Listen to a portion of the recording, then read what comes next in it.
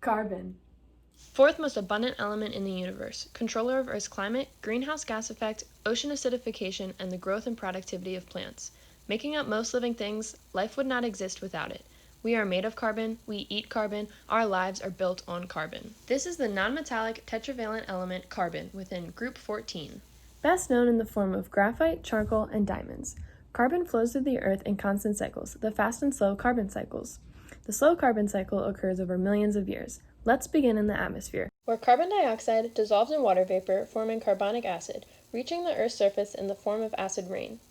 This is carried to the ocean where it is consumed by sea organisms, primarily plankton and shell-building organisms like coral. CO2 also dissolves at the surface of the ocean.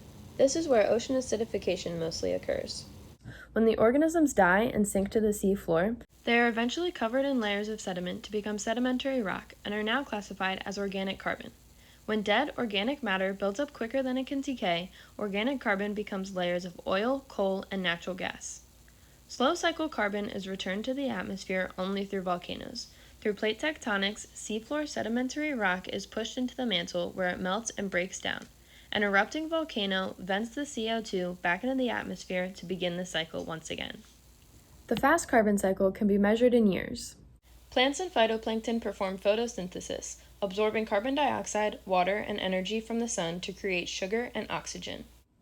This carbon is then released back into the atmosphere in 4 ways. Plants break down the sugars for energy.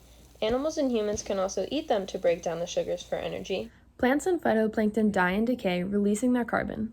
Forest fires also break down the organisms, allowing their carbon to release. This cycle is so interwoven with vegetation that atmospheric carbon has a direct impact on plants' growth and productivity. Through these cycles, carbon affects Earth and its inhabitants. Humans alter this cycle every day through anthropogenic carbon emissions. We take coal, oil, and natural gas from the ground, burn it to produce fuel and electricity to then expel the emissions into the air, essentially creating a mini constant volcano, venting slow cycle carbon straight from the ground into the atmosphere at an alarming rate.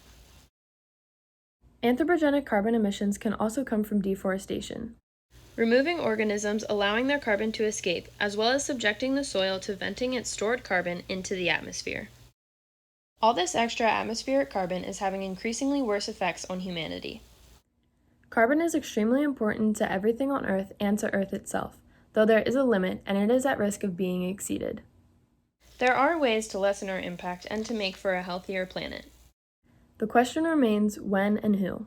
Will it be you?